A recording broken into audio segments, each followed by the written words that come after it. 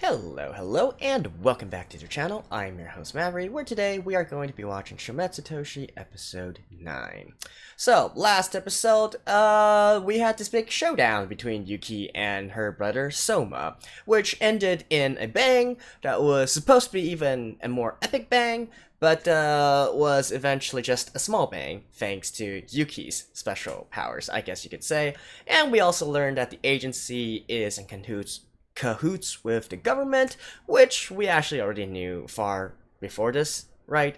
And well, the entire plan for our protagonists and whatnot to expose the agency, if you will, ended up in failure. Like I said numerous times, they're doing this way too fast. They should slow it down and take stock of the entire situation first. So, probably we're in this episode we'll be dealing with the aftermath of what happened last episode.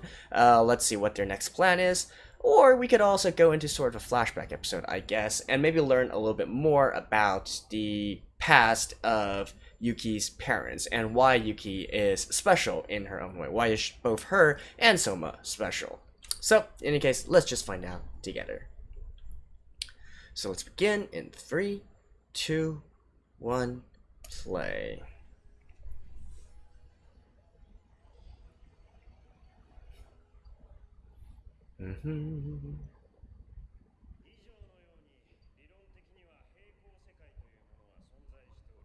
Quantum theory? No, wait, not quantum theory. Parallel universe string theory?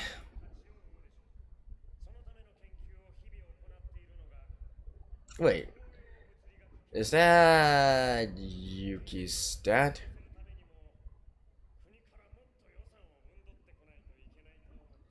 I can't quite remember, but I believe that is Yuki's dad.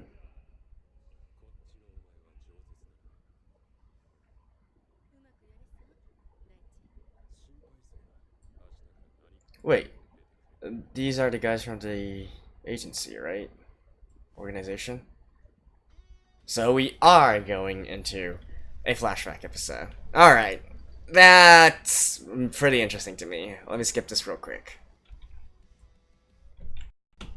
And back. Fate.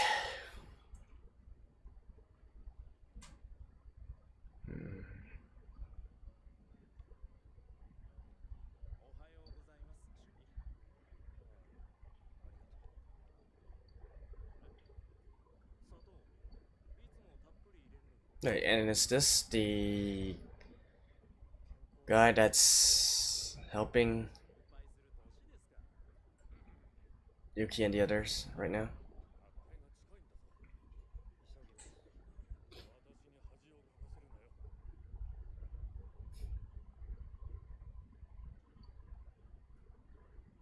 There we go.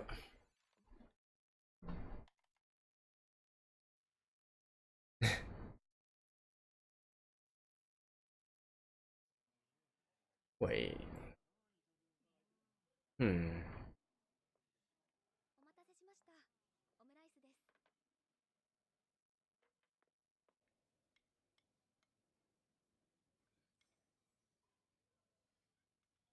Okay.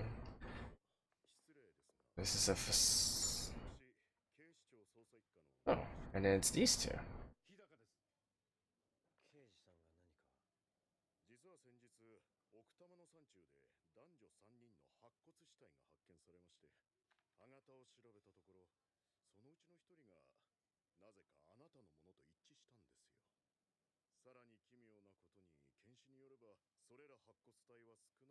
What?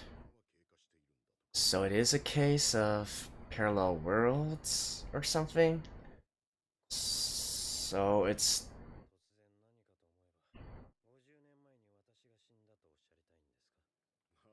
they're traveling to different worlds?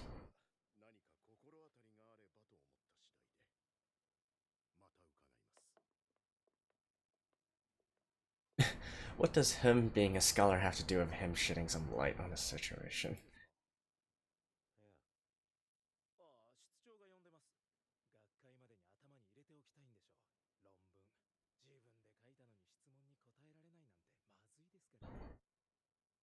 I thought that this Lasuna thing company was a pharmaceutical company.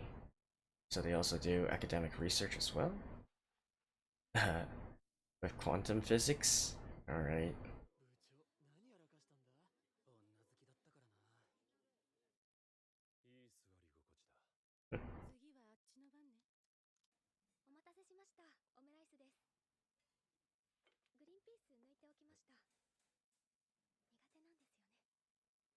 Oh, I think what happened there was that the green-haired lady, she made it so it seemed that the chief, the department head, spiked her drink, when in actuality she spiked it herself. I think that's what happened there.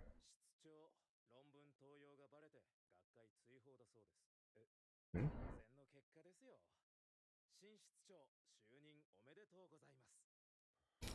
Hmm? Okay, things are moving along rather fast.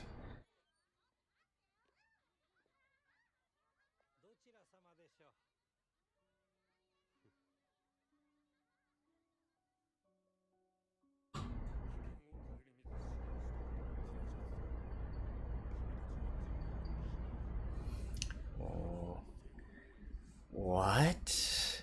Noah? So it has to be Noah's Ark or something?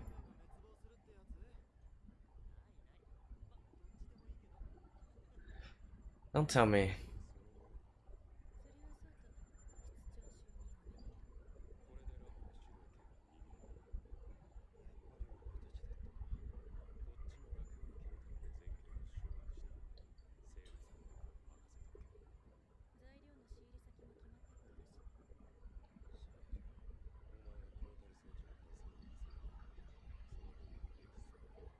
So they're trying to travel to different worlds? Oh.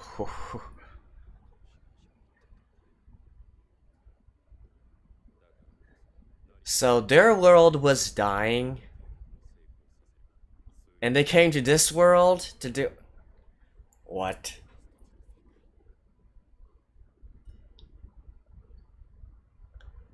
Seriously? This thing suddenly became. Like. Okay. I don't even know what to expect right now. All of a sudden, the scale of this went huge.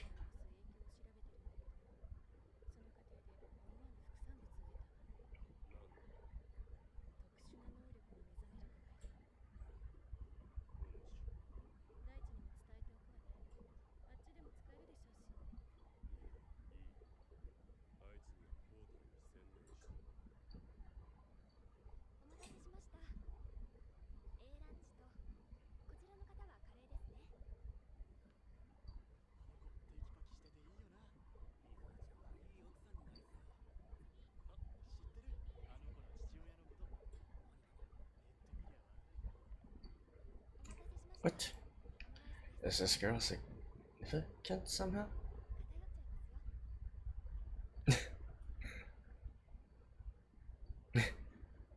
What? What?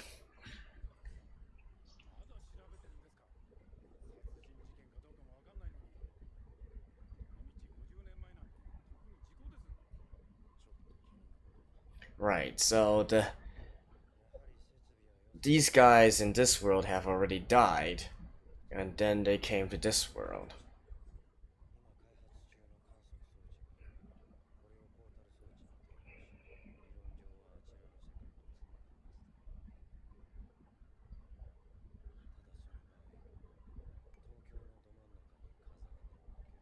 So that's lost.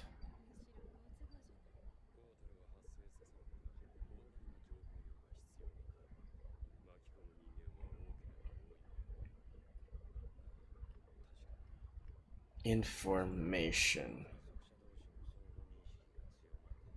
Does information mean people?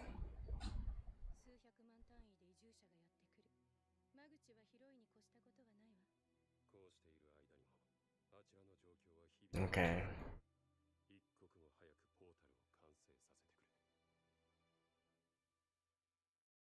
I can get this.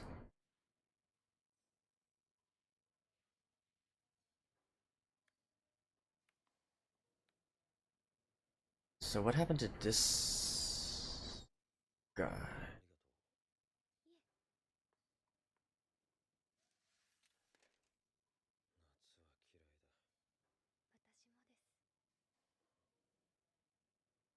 Ooh, okay, so this is Yuki's dad, right? And her mom?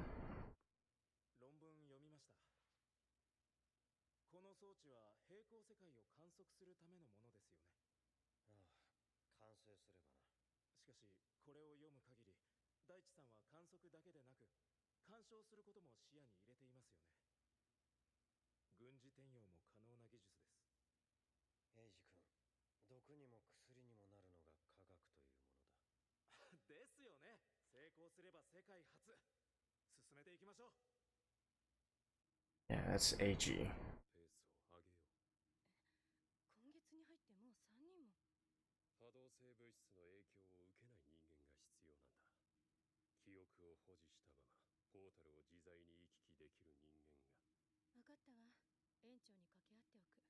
Move freely through the portal without losing their memory. So these three also have abilities so they can move through the portal, right?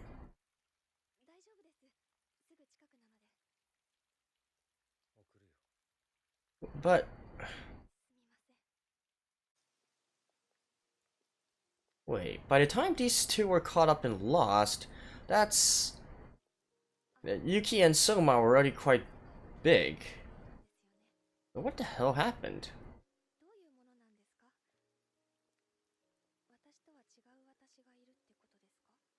In essence, yes.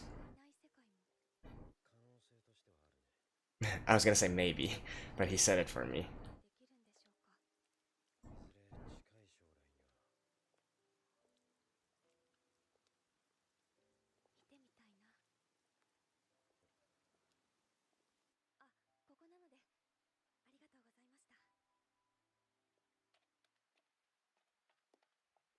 Hmm.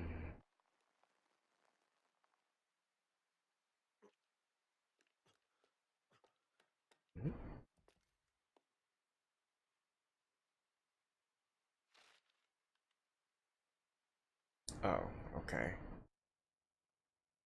So her father was a bus driver, I guess? And caused a big accident?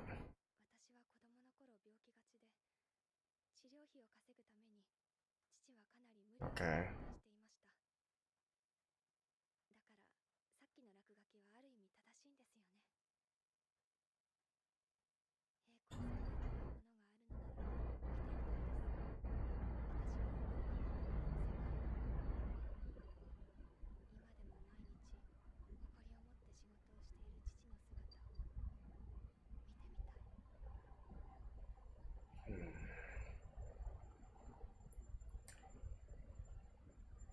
Are they actually going to escape to another universe first?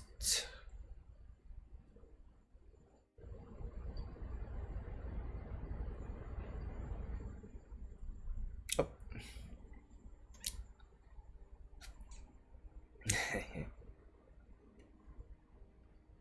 Ah, romance.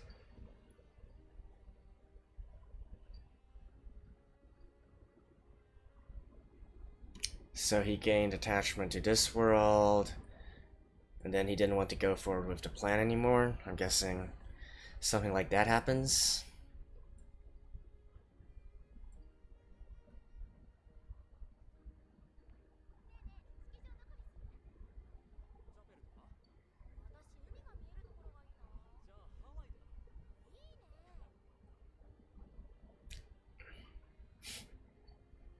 Really. Ah, that's a nice hint of them living together.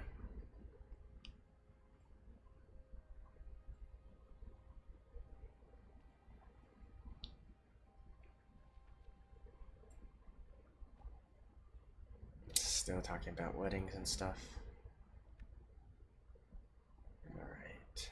Noah. The plan.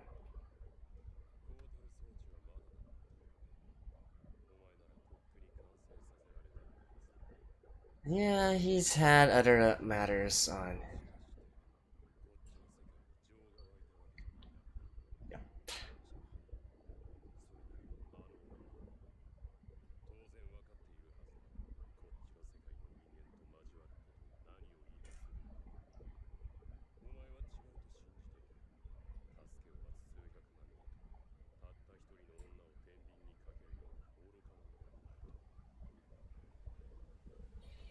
But what does that have in common though? Like, is everyone from this world going to die when the portal opens up?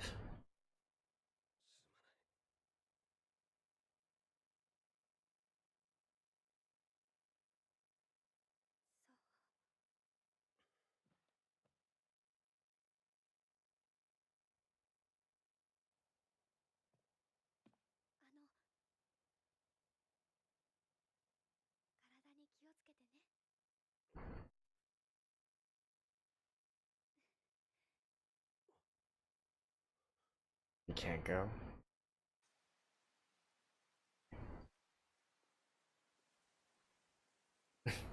And of course, it had to be raining.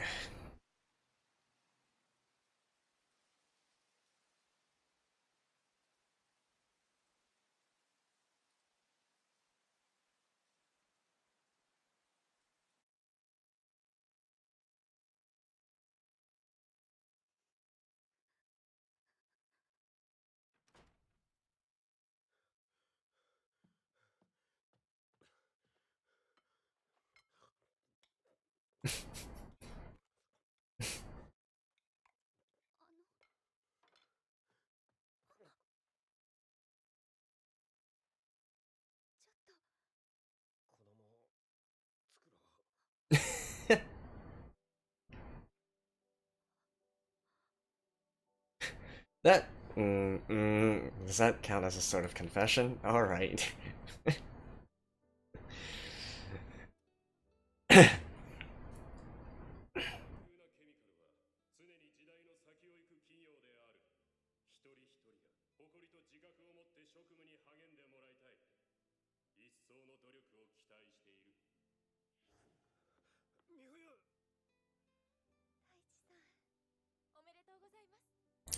So I guess, and that's Yuki, right? And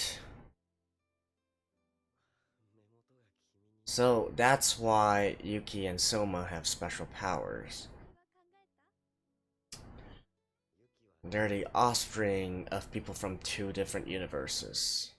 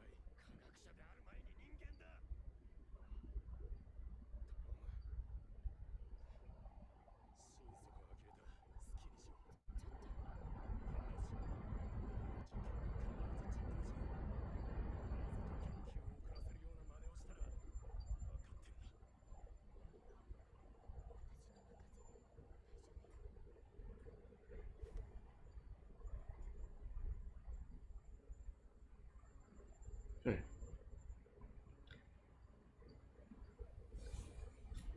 So was the portal supposed to take so long?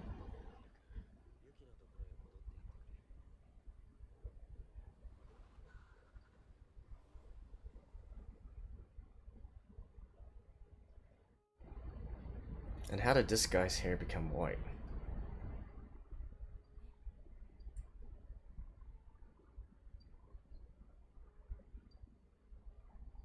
And do you really know only one song?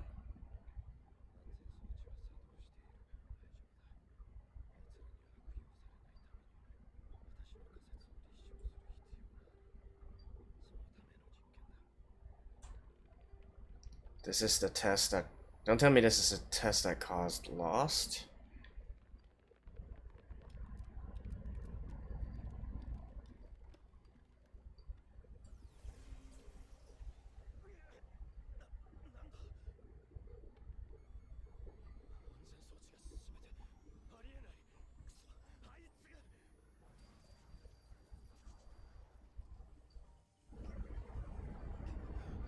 But if...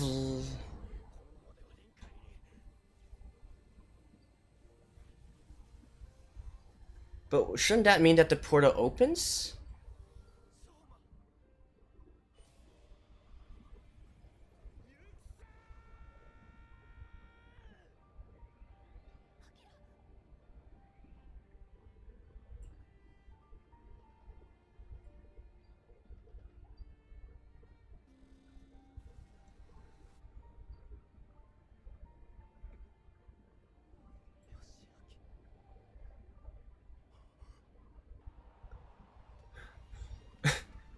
SPR.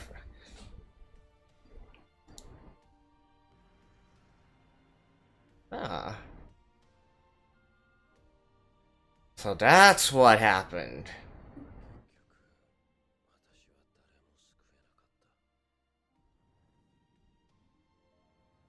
So what exactly became of them? Do they somehow exist in a different universe or something? Oh my god, that is such an ugly baby. I'm sorry, but...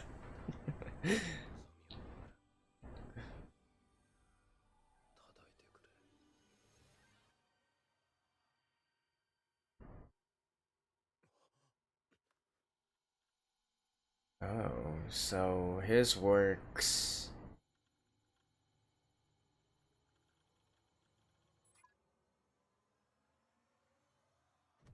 What? Holy shit, guys. That... Man, I'm at a loss for words right now. Alright, I'll see you guys after the ending. Alrighty, now this was an unexpected episode through and through. It definitely makes the scale of things larger. I really wasn't expecting for the story to open up in this way. You know, I thought it was a pretty generic or pretty simple, you know, villainous organization, evil organization wants to take over the world or something, which I guess in retrospect they still do, but it's for an entirely different reason, right? So, anyways, the elephant in the room. We now... Okay, the main villains from this work are from another universe, right? So, especially in this case, Yuki's father, the green-haired girl, and also the white-haired dude, you know, the current leaders of the agency, if you will. So, this one...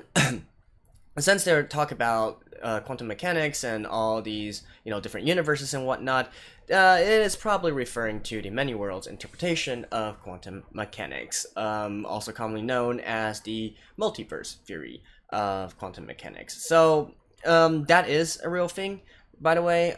There was a period in my life where I was a nerd for this kind of thing and looked up a lot of, you know, relevant works and whatnot, relevant stuff. Of course, you know, reality and science fiction generally don't mix that well. So in this case, in reality anyways, as far as we know right now, this is after all just an interpretation, not even really a theory, some might say.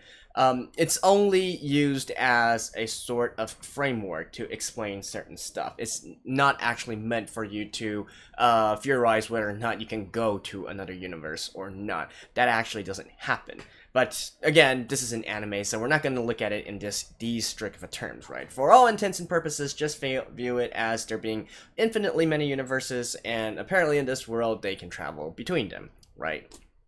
So, anyways, it seems that the story is that their original universe is dying in some way or another, and so now they are trying to find a different universe in which to transfer over to, if you will. And so these three apparently are just part of many other different volunteers of the entire so-called Noah project, Project Noah, which I guess, as the name implies, it's Noah's Ark, right? It's to try to find a way to safely transfer the remnants of the humans of that universe to another safe place, the life of that universe to another safe place. And so they came to this universe here. And then they decide to kill their incarnations of themselves that are currently residing within this world, because again, this is a multiverse, right? So there will be a copy of yourself living in this world. And by the way, there's one part that's unbelievable here also, and that is, come on, three people, like there's three people working at the same organization, same facility, right? And then somehow all three of their bodies were found murdered or whatnot, or dead in another place, and nobody suspects anything at all. Like, that is hugely suspicious, I believe. And so I feel like that is a little bit of a, a little bit of a bug there. But I guess in the grand scheme of things, it's not that important. And by the way, maybe this also implies that the villains or the antagonists have some sort of ability in order to age their bodies, age a particular target's bodies, or maybe they're just using their knowledge in biotechnology in order to age it, and so the autopsy returns a different result. We're not quite sure about this, because apparently all three of those are scientists. So the main antagonists that we've seen right now, the green-haired girl and the white-haired dude, they're both apparently really well respected and established scientists as well. Otherwise, they wouldn't be chosen for this mission, right?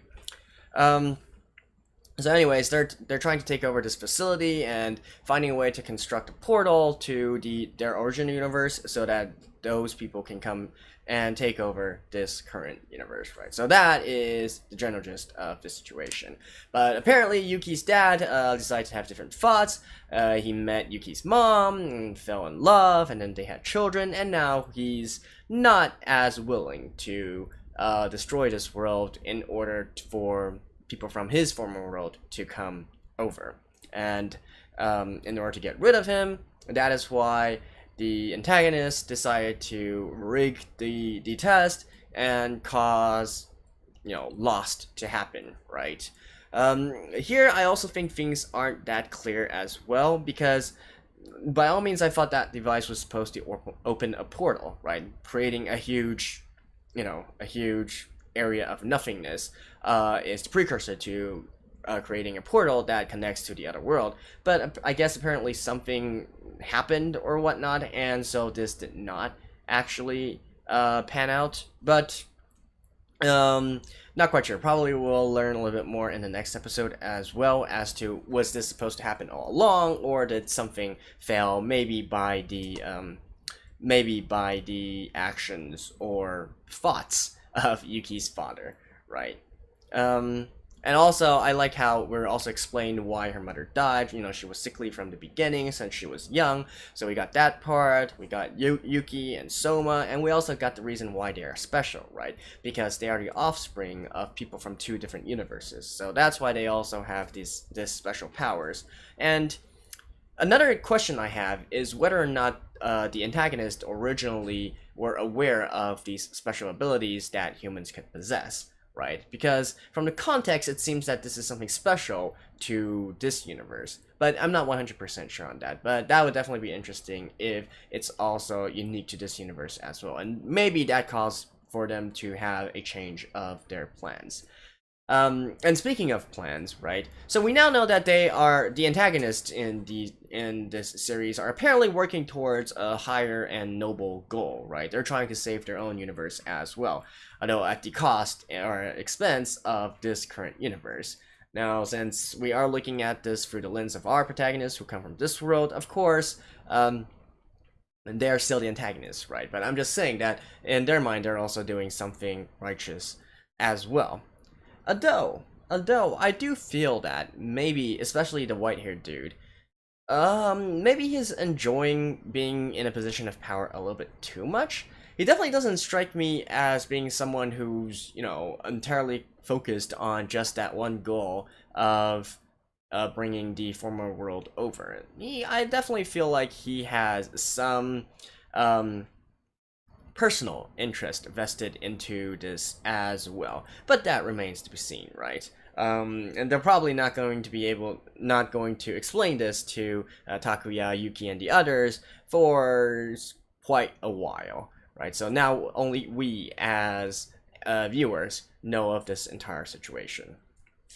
But so yeah, And also, like, what exactly happens? The main question I have right now is, so the lost still happened, right? First of all, why did the portal not appear? And second of all, where do those people go? Why do they sort of manifest themselves as Tamashi? Is this expected? Is this unexpected?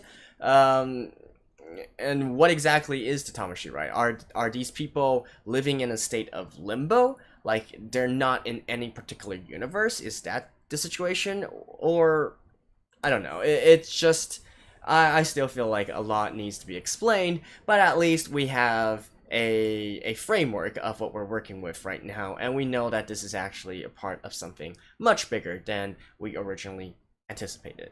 So overall, I am quite happy in the way that things have turned out, right? They opened the story even bigger, added even more elements into it, but it is quite interesting to me that it's just not, you know, a evil organization trying to take over the world or whatnot. This makes things a lot more interesting, at least to me. And I did like how they went through this entire story as well. This entire backstory of Yuki's father, eventually, you know, betraying his former colleagues because of love and whatnot. Although, again, similar to Takuya's backstory, I feel like the impact that we could have had from this kind of setting would be much better if they actually paced it out correctly and gave it a few more episodes of time, right? Right now, I have to say, my biggest complaint about this series so far is that they've spent too much time on, honestly, not that interesting stuff. Like, the fights and whatnot, like, just get rid of them. If your animation quality is this low anyways, I would much rather, just move on with the action scenes. They're not that good. Like, let's be clear here. I would much rather if they focus a little bit more on building the story, building the characters, building the backstory and whatnot, and this would have been a great work, right? Of course, then again, if the animation was better, it would also be a lot better. But mainly, it's the pacing and writing that I'm having issues with. Like, by all means, it seems that the original story was something good, but its adaptation, not that well, right? And then, again, it kind of feels funny to me because, like I said before, Lost, or the After Lost, the game, the game that this series is based on, is a 5 years running game, right? So it has 5 years worth of stories in it. This is a 12 episode season. We got 3 episodes left for them to make a conclusion. We're probably not going to be able to actually get a conclusion within this season of anime. And it really, I'm really curious as to how they're going to try to end this, because I can't think of a good resolution. Probably the situation is not going to be resolved. My guess right now is probably they're going to maybe succeed in stopping one critical element, or at least gain one critical point of information about the whole thing, and that is where this season is going to end. Yeah, because considering that you already know who the main antagonist is and what their goals are, but are you really going to be able to end this? Unless this is only like one arc, like one set of story within this entire After Lost series. So maybe this isn't even the main thing yet. So it's not like this multiverse thing is the be all and end all of the entire story. Maybe even after they completely take care of this situation, there's another situation that will happen that also involves these multiverses and whatnot. I don't know, but somehow I feel like we're not going to get any big resolution by the end of this season. So, anyways, that concludes my review of episode 9 of Shoumetsu Toshi. Once again, I did like how they opened up this world. That's great. I still feel like they got a lot of things that they could have done better, and, well, I'm hoping to learn more about the series in the upcoming episodes. So, how did you guys enjoy this? Did you feel vindicated? For all of you who are still watching this right now, do you feel vindicated that this is something worth watching? To me, I'm still on the fence as to whether this is actually worth watching, because this is, it still has to prove that it can do it well, right? The interesting premise we've known since episode 1. They simply made it even more interesting in terms of its scale and backstory. But still, execution-wise, that still remains to be seen. So, anyways, this is Maverick signing off, and I'll see you guys next time. Bye-bye.